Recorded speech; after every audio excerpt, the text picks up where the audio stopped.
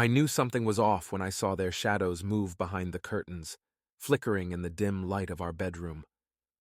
My pulse quickened as I approached the house, each step heavier than the last. I kicked open the door, the old wood splintering beneath my foot. The sound echoed through the house, and as I stormed down the hallway, I could hear them scramble, their frantic whispers mixing with the pounding of my heart. They didn't have time to react. I burst into the bedroom, the shotgun already raised, my finger itching on the trigger. He was standing there naked and terrified, frozen like a deer in headlights. My wife, tangled in the sheets, let out a gasp that was more of a whimper. I didn't hesitate. I fired once. The blast was deafening, and his scream even more so. The buckshot hit him in the buttocks, sending him flying off the bed and crashing into the dresser. Blood splattered across the room, staining the beige walls. He bounced away from her, clutching his wound, his eyes wild with pain and fear. I cracked the shotgun, the empty shell clattering to the floor, and reloaded with a smooth, practiced motion. My wife was sobbing now, her hands covering her face, but I wasn't done, not by a long shot. I aimed again and pulled the trigger. Her cry was pitiful, but it did nothing to cool the rage boiling inside me.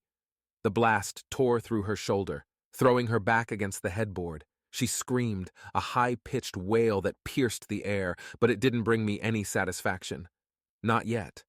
Her lover, despite the injury, somehow found the strength to lunge at me, probably driven by some desperate need to protect her. His move was pathetic. His fists flailed weakly, blood dripping from his wound, but he was no match for the cold fury that had taken over me. I shoved him back with the barrel of the shotgun, and he collapsed to the floor, trembling, his strength finally giving out. But my violent revenge was just beginning. I stood over them, the shotgun still in my hands, my breath coming out in ragged gasps. The room reeked of sweat, blood, and betrayal. I watched as her lover writhed on the floor, the agony twisting his face into a grimace, but I couldn't bring myself to feel pity. Not for him, not for her. My wife tried to crawl away, her hands slipping on the blood-soaked sheets. I could see the terror in her eyes, the way she glanced at me, as if she couldn't believe that I was capable of this. But what did she expect? A loving embrace? Forgiveness? After what she'd done? I kicked the bed, the metal frame screeching across the hardwood floor, stopping her escape. "Where do you think you were going?" I snarled, my voice low and dangerous. She whimpered, curling into herself, tears streaming down her face. "Please, Dante," she choked out. But her words were meaningless, just like the vows she had broken. I crouched down beside her, the shotgun resting on my knee. "You think I don't know what you've been up to?" I asked, my tone dripping with contempt. How many times did you sneak him into our bed? The bed I paid for." She sobbed louder, shaking her head as if that would change anything. But her silence was all the answer I needed.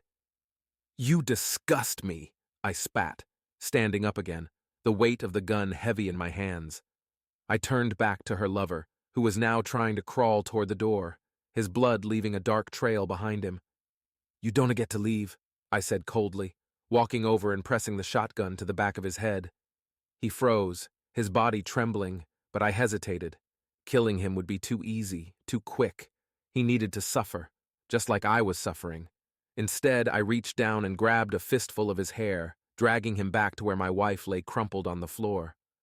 "Look at her," I demanded, forcing his head up. "Look at what you've done. You ruined my life, and for what? A few nights of stolen pleasure?" His eyes darted between me and her, panic written all over his face. But he didn't say a word.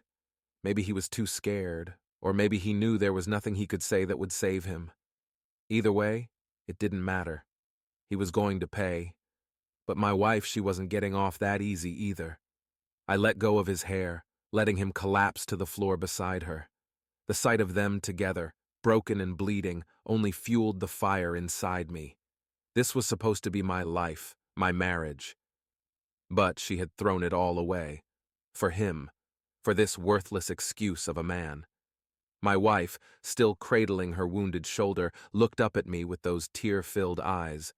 But I was past the point of caring. I wanted answers, and I wanted to make sure they both understood just how much they'd be destroyed. "Why?" I demanded, my voice cutting through the air like a knife. "Why did you do this? Wasn't I enough for you? Or was it just the thrill of sneaking around behind my back?" She tried to speak, her voice trembling with fear and pain. It wasn't like that," she stammered, but I didn't let her finish. I didn't want to hear excuses, didn't want to hear her pathetic attempts to justify her betrayal. "Dante, lie to me!"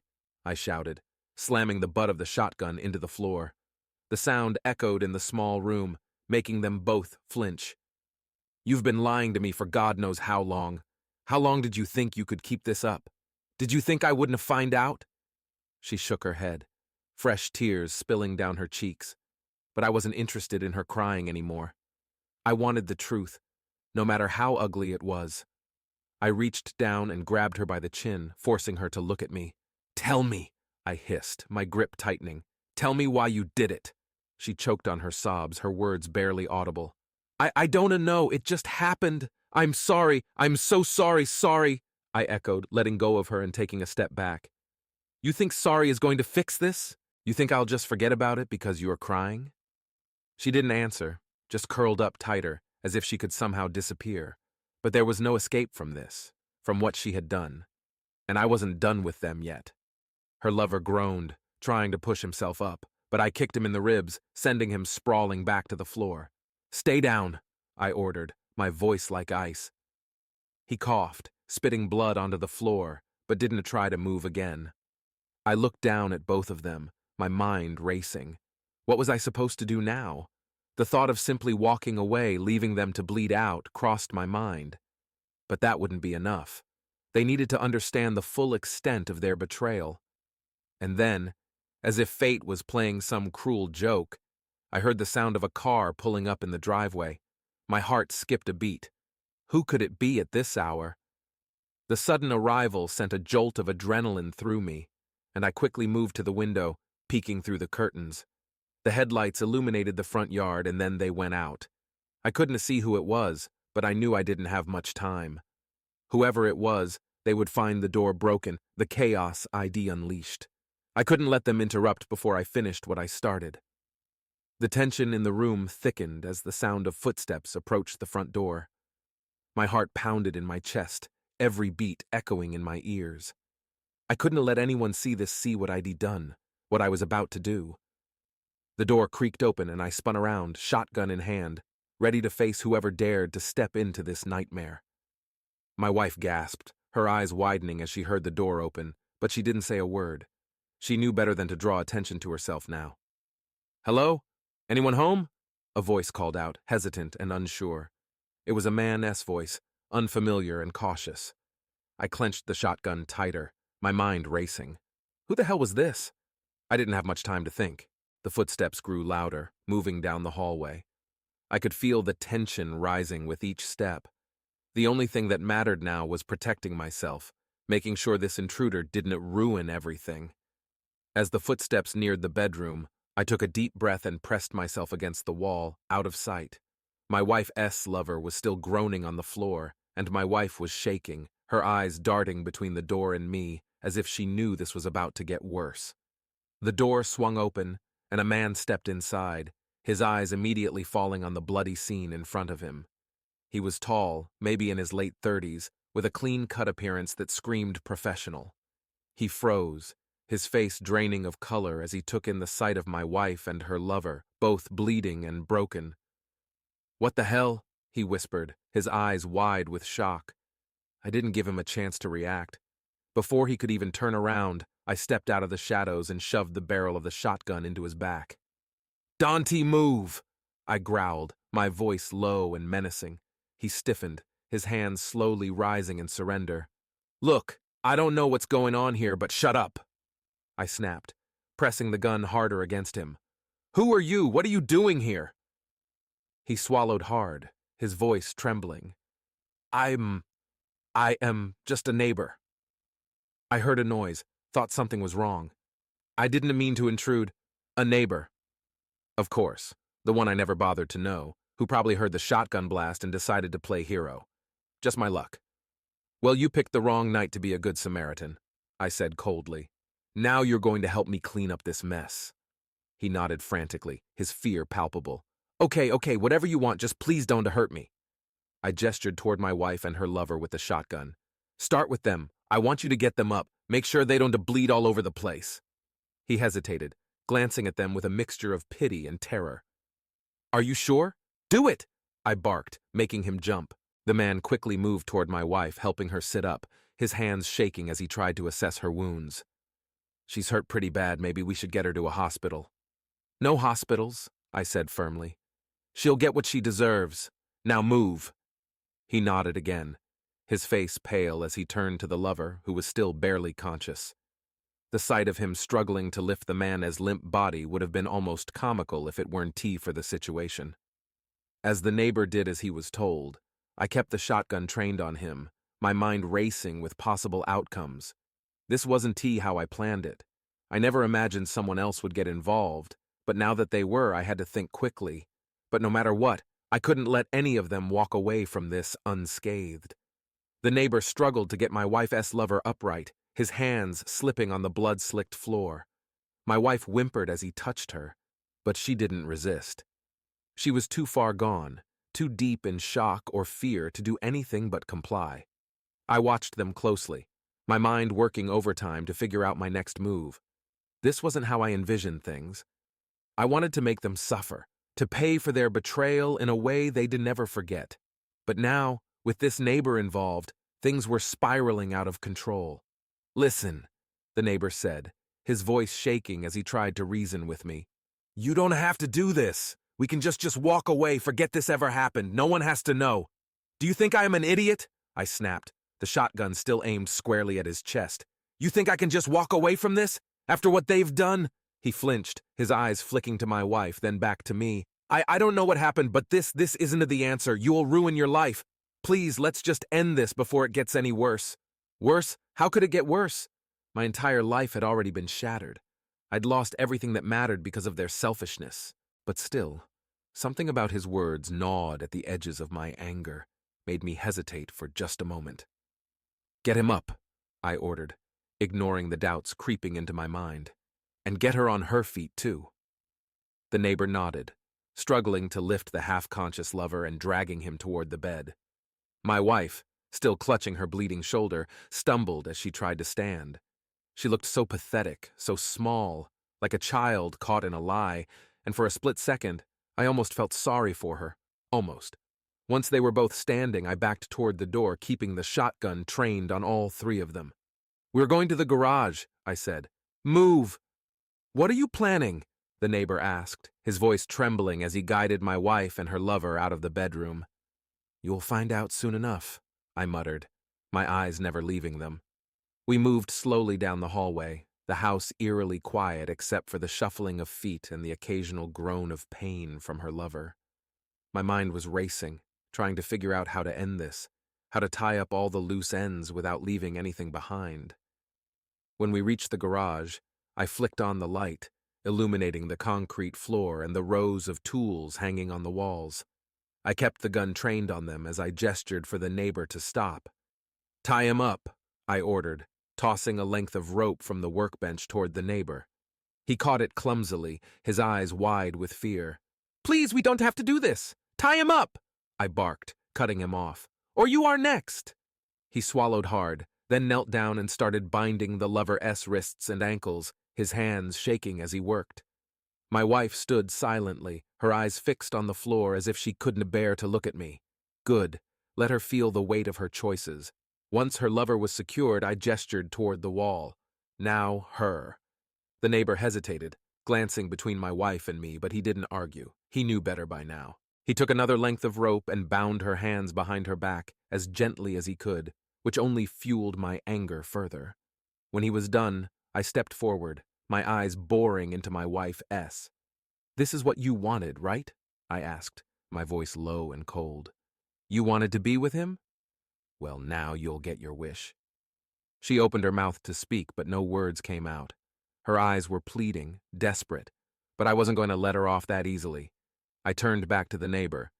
You over there, I said, pointing to the far corner of the garage. I need you out of the way. He backed up slowly, his hands raised, his face pale. "Please, just let us go." "Shut up," I growled, turning back to my wife and her lover. "Now both of you get in the car." They didn't move, just stared at me, as if they couldn't believe what was happening.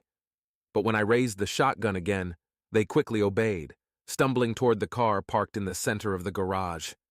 "Get in the trunk," I ordered, the weight of my decision pressing down on me. But I refused to back down now. They hesitated, but the sight of the shotgun left them with no choice.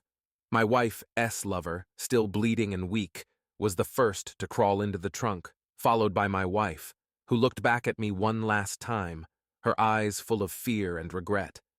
But it was too late for that. I slammed the trunk shut, locking them inside.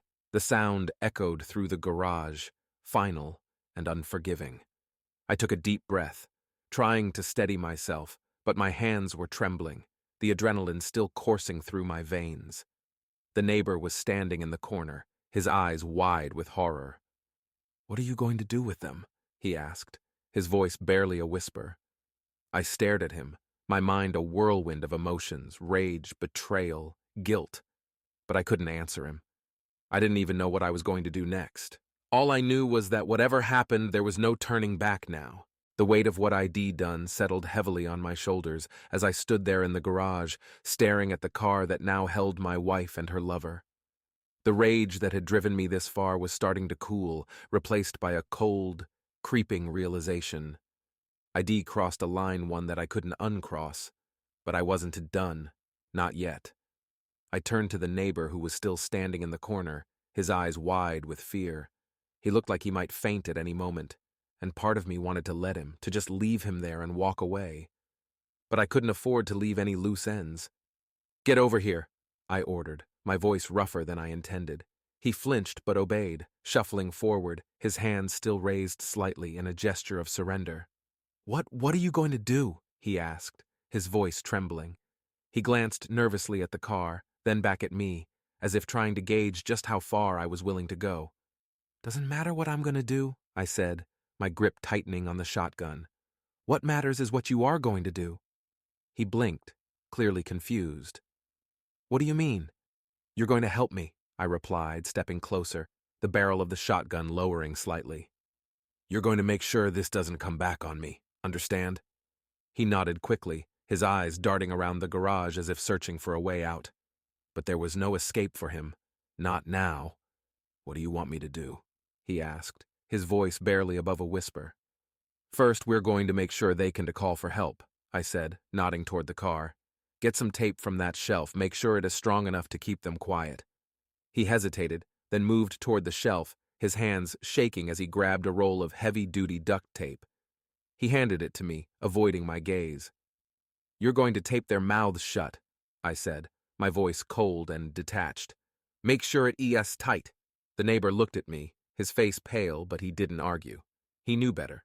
He walked to the back of the car, and I handed him the key to the trunk. As he unlocked it, I raised the shotgun again, ready to fire if either of them tried anything. The trunk lid creaked open, revealing my wife and her lover crammed together, their faces pale and streaked with tears. They didn't say a word, just stared at the neighbor, then at me, the terror in their eyes almost palpable. The neighbor swallowed hard, then tore off a strip of tape. He leaned down and pressed it over my wife's mouth, his hands trembling so much that the tape crumpled slightly. She let out a muffled sob, her eyes wide with fear, but she didn't resist. Next, he taped her lover's mouth shut, the man groaning in pain as the tape pressed against his injured face. The neighbor stepped back, his face twisted in disgust, or maybe guilt, I didn't care which. "Now tie them up," I ordered, tossing him another length of rope. "Make sure they can move." He nodded silently, then got to work, binding their arms and legs tightly.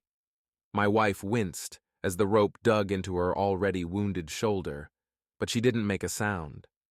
Her lover, on the other hand, squirmed and tried to pull away, but the neighbor quickly finished the job. When he was done, he stepped back, his face pale and his hands shaking uncontrollably. I could tell he was on the verge of breaking, but I didn't have time to coddle him. I had to finish this. I slammed the trunk shut again, locking them inside. The garage was silent, the only sound the ragged breathing of the neighbor and the blood pounding in my ears. "Now what?" he asked, his voice cracking as he looked at me with wide, pleading eyes. "Now," I said slowly, my mind racing, "you are going to drive. I'll tell you where to go." He looked like he might faint at the suggestion. "Drive? But do it," I snapped, cutting him off. "Or I swear, you'll be joining them." His face went white, and he nodded quickly, heading for the driver's side of the car. I moved to the passenger side, still gripping the shotgun, and got in beside him. He started the engine, his hands shaking so badly that it took him a couple of tries to get the key into the ignition. The car rumbled to life, and I directed him to back out of the garage. As we pulled out of the driveway, I felt a strange calm settle over me. This was it. The final act. Whatever happened next, there was no turning back. Where are we going?" the neighbor asked, his voice barely audible over the hum of the engine. "Just drive," I replied, my eyes fixed on the road ahead. "I'll tell you when we get there." We drove in silence for what felt like hours, though it was probably only minutes. The city lights faded as we left the suburbs behind, the darkness of the night closing in around us. My mind was racing, trying to decide what the end of this road would look like. But one thing was clear: this night wasn't going to end well for any of us. We drove in tense silence, the road stretching out like a dark ribbon before us. The neighbor kept glancing at me, his fear palpable, but he didn't dare say anything. He knew this was a one-way trip, and the destination wasn't going to be pretty. The city was long behind us now, the lights fading into the distance as we plunged deeper into the countryside. The only sounds were the hum of the engine and the muffled whimpers from the trunk, barely audible over the noise. I could feel my heart pounding in my chest, but the calm that had settled over me earlier hadn't faded. If anything, it had grown stronger, like a cold, unyielding resolve. Finally, after what felt like an eternity, I spotted a narrow dirt road branching off from the highway. It was barely visible in the dark, just a faint line cutting through the trees. I pointed to it, my voice steady and cold. "Turn here." The neighbor obeyed without question, the tires crunching on the gravel as we veered off the main road. The trees closed in around us, their branches forming a canopy that blocked out the moonlight. The darkness was almost suffocating, but I knew where we were going. We continued down the dirt road, the car bouncing over the uneven terrain. The neighbor was gripping the steering wheel so tightly his knuckles were white, his breath coming in short, panicked gasps. I didn't bother reassuring him. There was nothing I could say that would ease his fear or mine. After a few more minutes, we reached a clearing. It was a desolate spot, surrounded by dense woods on all sides. The ground was uneven, littered with fallen branches and dead leaves, the perfect place for what I had planned. "Stop the car," I ordered, and the neighbor slammed on the brakes, the car jerking to a halt. The silence that followed was deafening, broken only by the distant hoot of an owl. I turned to the neighbor, who was staring straight ahead, his eyes wide with terror. "Get out," I said, my voice low but firm, "and open the trunk." He hesitated for a split second, but the look in my eyes must have convinced him not to argue. He fumbled with the door handle, then stumbled out of the car, his legs shaking as he walked to the back. I followed him, the shotgun still in my hands, ready for anything. When he opened the trunk, the weak light from the car's interior illuminated my wife and her lover, both of them bound and gagged, their eyes wide with fear. They were trembling, their faces pale and streaked with sweat and blood. My wife tried to speak through the tape, her eyes pleading with me, but I ignored her. "Get them out," I said, stepping back to give the neighbor room. He nodded shakily and reached in, dragging her lover out first. The man groaned in pain, his wounds making it difficult for him to move, but the neighbor managed to haul him onto the ground. Then he turned to my wife, helping her out of the trunk as gently as he could, but she winced in pain as her shoulder hit the side of the car. When they were both on the ground, I stepped forward, the cold metal of the shotgun pressing against my palm. "On your knees," I ordered, my voice devoid of emotion. The neighbor looked at me in horror. but he didn't dare disobey. He knelt down beside them, his hands still trembling. My wife and her lover followed suit, their eyes locked on mine, desperate and terrified. For a moment, I just stood there, looking down at the three of them. This was it. The moment I'd been building toward all night. The moment of reckoning. But as I stared at my wife, her face twisted in fear, I felt something shift inside me. The rage that had driven me this far was still there, but now it was mixed with something else, something darker, something colder. I took a deep breath, steadying myself. "You betrayed me," I said quietly, my voice almost a whisper. "You both betrayed me, and now you're going to pay for it." My wife's eyes filled with tears, but she didn't move, didn't try to speak. She knew there was nothing she could say that would change what was about to happen. "Please," the neighbor whispered, his voice trembling. "You don't have to do this." I looked at him, my expression hardening. "I do." Then, without another word, I raised the shotgun and aimed it at my wife's lover. He stared at me, his eyes wide with terror, but he didn't make a sound. I squeezed the trigger. The blast echoed through the clearing, a deafening roar that seemed to shake the very ground beneath us. His body jerked violently, then crumpled to the ground, lifeless. Blood pooled beneath him, dark and glistening in the dim light.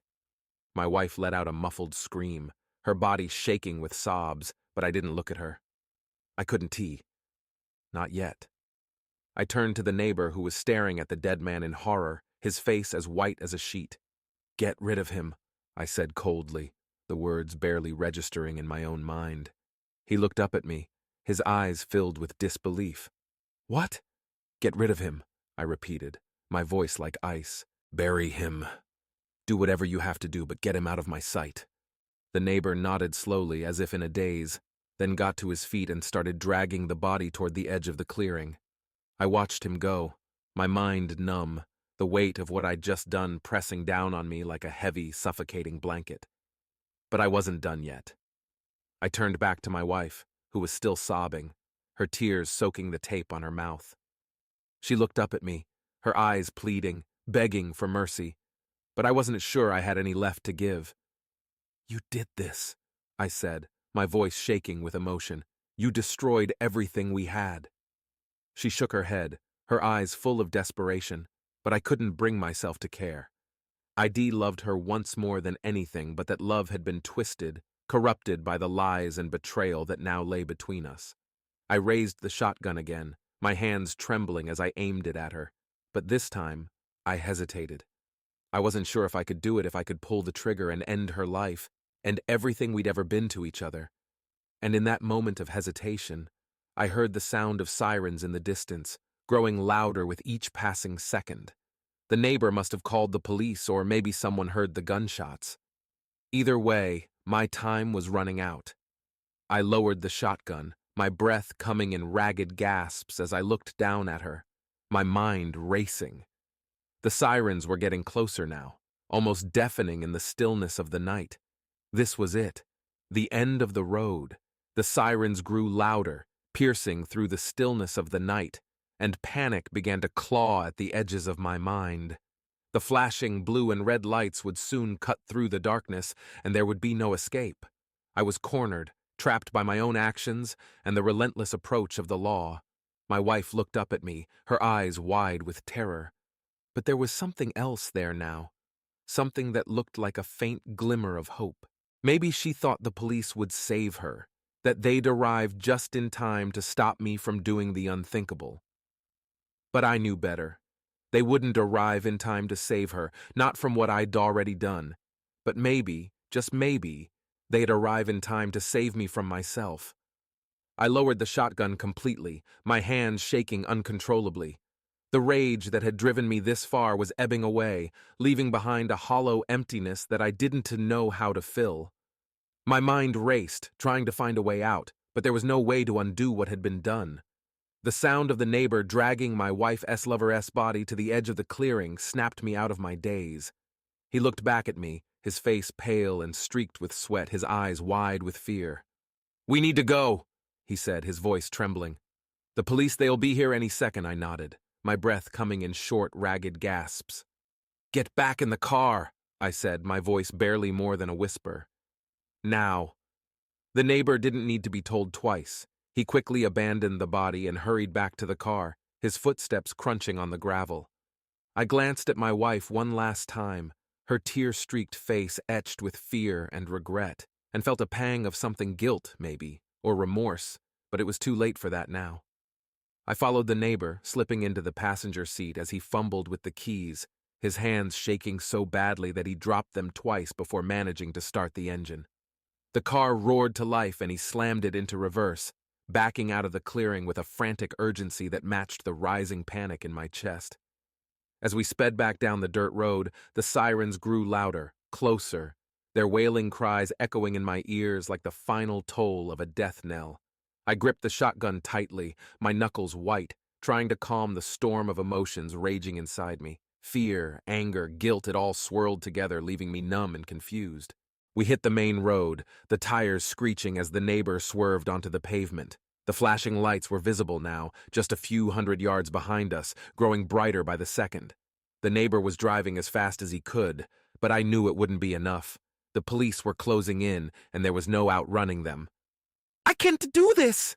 the neighbor gasped, his voice cracking under the pressure. "I can go to jail for this! I didn't do anything!" He glanced at me, his eyes wide with desperation, but I didn't have any answers for him. I couldn't tell him it would be okay, that we'd somehow get out of this, because I knew we wouldn't. We were trapped, caught in a web of our own making, and there was no escape. The flashing lights were almost on top of us now, illuminating the inside of the car with their harsh, unrelenting glare. The neighbor's breathing grew more erratic, panicked, as he tried to figure out what to do. But there was nothing left to do, no options, no choices. The end was here. And then, just as the police cars closed in, I made a decision. A decision that would change everything. "Stop the car," I said, my voice steady despite the chaos in my mind.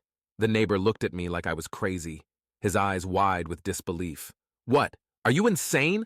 They'll stop the damn car," I shouted, slamming my hand on the dashboard. "Now!" The neighbor flinched but obeyed, slamming on the brakes and bringing the car to a screeching halt in the middle of the road.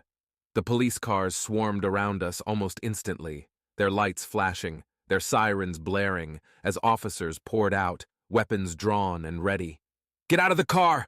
one of them shouted, his voice booming over the chaos. "Hands in the air! Get out of the car now!" The neighbor looked at me, his face ashen, his hands trembling on the steering wheel. "What do we do?" he whispered, his voice barely audible. I didn't answer him.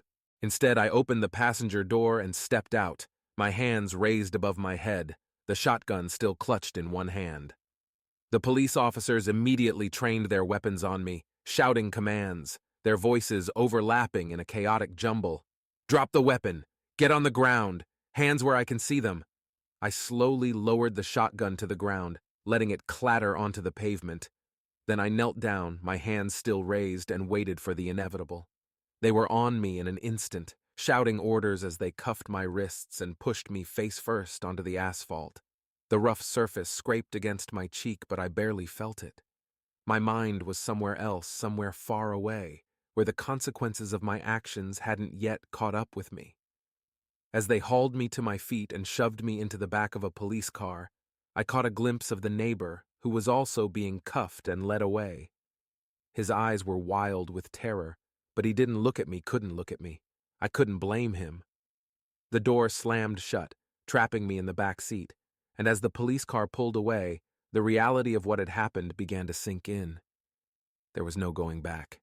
My life was over, destroyed by my own hand, and there was nothing left but the consequences. I stared out the window as the countryside sped by, the flashing lights casting eerie shadows on the trees. The silence in the car was deafening, broken only by the faint hum of the engine and the distant wail of the sirens. And as we drove into the night, I couldn't help but wonder how it had all come to this, how love and betrayal and rage had led me to this point, this moment of complete and utter ruin. But there were no answers in the darkness, only the cold, unforgiving truth of what I had done. The ride to the station felt endless, though I knew it was only a matter of minutes, My mind raced through the events of the night, replaying every decision, every action, like a movie I couldn't stop watching. The flashing lights of the police cars reflected off the windows, casting everything in a harsh, unnatural glow. I felt numb, detached from reality, as if this was happening to someone else. When we finally arrived at the station, they pulled me out of the car and led me inside, their grip on my arms firm and unyielding. The noise of the station hit me like a wave, phones ringing, voices shouting, the clatter of footsteps on the tile floor, but it all felt distant, like I was hearing it through a thick fog. They took me to a small, windowless room and sat me down in a metal chair, my hands still cuffed behind my back. The door clicked shut behind me, and I was alone with my thoughts, the reality of what I'd done closing in on me from all sides. I tried to focus, to think about what would happen next, but my mind was a jumbled mess of fear, guilt, and regret. I couldn't escape the images that kept flashing through my head, my wife's tear-streaked face, the lifeless body of her lover, the terrified look in the neighbor's eyes. I'd done this. I destroyed everything. The door opened, and a detective walked in, his face stern and unreadable. He sat down across from me, a file in his hands, and for a moment we just stared at each other in silence. Then he opened the file and glanced down at the papers inside. "Your name is," he began, but I cut him off. "You already know who I am," I said, my voice flat. There was no point in pretending anymore. The detective raised an eyebrow, then closed the file and set it aside. "All right," he said slowly. "Why didn't you tell me what happened tonight?" I stared at him, the weight of everything pressing down on me like a physical force. "What happened?" I echoed, my voice hollow. "You already know what happened. You have the bodies, the witnesses. What more do you need?" He leaned forward, his eyes narrowing. "I want to hear it from you. Why did you do it?" I looked away, unable to meet his gaze. Because I had to," I muttered, the words barely audible. "She betrayed me. They both did. And I couldn't just let that go." "Betrayed you how?" the detective pressed. "Was it an affair? Did you catch them together?" "Yes," I whispered, my voice trembling. "I caught them in our bed, in the house I paid for, the life I built for us. She destroyed everything. They both did." The detective nodded slowly as if piecing everything together. "And you decided to take matters into your own hands, is that it?" I looked back at him, my eyes burning with unshed tears. "What would you have done?" I asked, my voice breaking. "What would you have done if it was your wife?" He didn't answer, just watched me with that same unreadable expression. I could tell he was trying to keep his emotions in check, trying to stay professional, but I could see the flicker of something pity, maybe, or disgust beneath the surface. "You didn't have to kill them," he said quietly. "There were other options." "I know," I admitted, the tears finally spilling over. "I know that now, but in that moment I couldn't see any other way. The rage, it just took over." The detective sighed, leaning back in his chair. "It's too late for regrets now. You know that, don't you?" I nodded, my head hanging low. "I know. It's just I never thought it would end like this. I never thought I'd be capable of killing them." He finished for me. I swallowed hard, the reality of the word hitting me like a punch to the gut. "Yes," I whispered. "Killing them." The room fell into silence again, the weight of my confession hanging heavy in the air. The detective watched me for a long moment, then stood up, gathering the file in his hands. "I'll be back," he said, heading for the door. "We'll take your statement formally, and then you'll be processed." I didn't respond, didn't move as he left the room, the door clicking shut behind him. The emptiness inside me was overwhelming, like a void that was swallowing me whole. I knew what was coming: jail, trial, sentencing, but I couldn't bring myself to care anymore. I was already condemned, not just by the law, but by my own actions. I had destroyed everything I loved, everything I had worked for, and now all I had left was the cold, unforgiving consequences. As I sat there in that small, empty room, waiting for whatever came next, I realized that my violent revenge had only brought more pain, more suffering, more loss. I'd thought it would make me feel better, make the hurt go away, but it hadn't he. It had only made everything worse. In the end, there was no victory, no satisfaction, just a deep, unending sorrow that I would carry with me for the rest of my life.